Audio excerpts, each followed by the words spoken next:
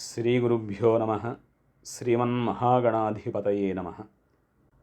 మృక్యద గణనాథునకు మృక్యద వైకుంఠపతికి మోక్షప్రదుకున్ మృక్యద కైలాసపతికి మృక్యద విశ్వావసునకు మోదముతోడన్. శ్రీ విశ్వావసునామ సంవత్సర ఉగాది శుభాకాంక్షలు. ఈ సంవత్సరం మేషరాశి వారికి ఫలితాలు ఏ విధంగా ఉంటాయో తెలుసుకుందాం. అశ్విని నక్షత్రము 1, 2, 3, 4 పాదములు, భరణి 1, 2, 3, 4 పాదములు, కృత్తిక 1వ పాదము కలిపి మేషరాశిగా చెప్పబడుతుంది.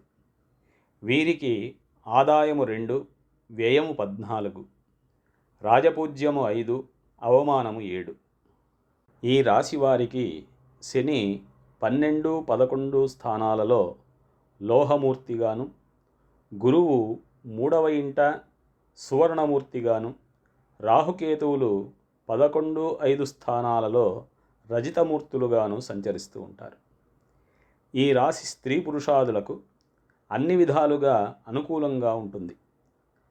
భాగ్య వ్యయాధిపతి అయినటువంటి గురువు 2, 3 స్థానాలలో సంచారం చేయడం వలన వీరికి అన్ని విధాలుగా శుభకార్యాలు చేకూరుతాయి. ఏ వృత్తిలో ఉన్నవారికైనా సరే ఎట్టి లోటుపాట్లు కలుగవు. తగిన ఆదాయము చేతికందుతుంది. వ్యవహారాలు చేసేటువంటి వారికి విజయం చేకూరుతుంది. చేసేటువంటి కార్యాలయందు మంచి నిపుణత, ఇతరులను తమ వశం చేసుకోవడం అనేటువంటిది కలుగుతుంది. వీరి యొక్క శక్తి సామర్థ్యాలను ఇతరులు గుర్తించుటచే గౌరవము, లాభము చేకూరుతుంది. జీవన లాభము కూడా కలుగుతుంది. అంటే వివాహాది శుభకార్యాలకు కూడా అనుకూలంగా ఉంది.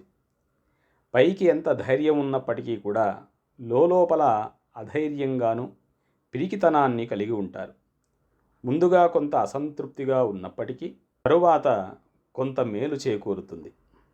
సంఘంలో గౌరవాదులు, పెద్దవారి చేత పరిచయాలు, గృహంలో శుభకార్యాలు జరుగుతాయి.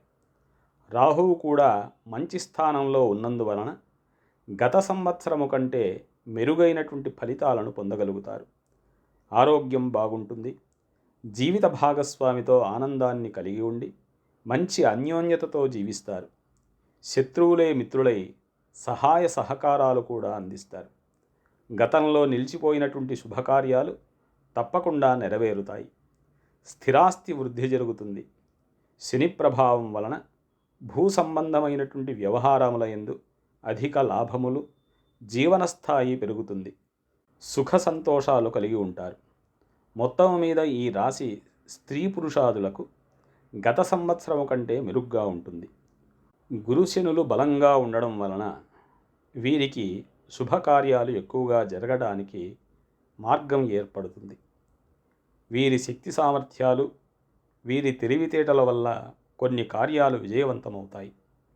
7.5 సంవత్సరాల శని ప్రభావం ప్రారంభమైనప్పటికీ శని గురువు యొక్క స్థానంలో ఉండి గురువు యొక్క వీక్షణను కలిగి ఉండడం వలన శుభాన్ని చేకూరుస్తాడు.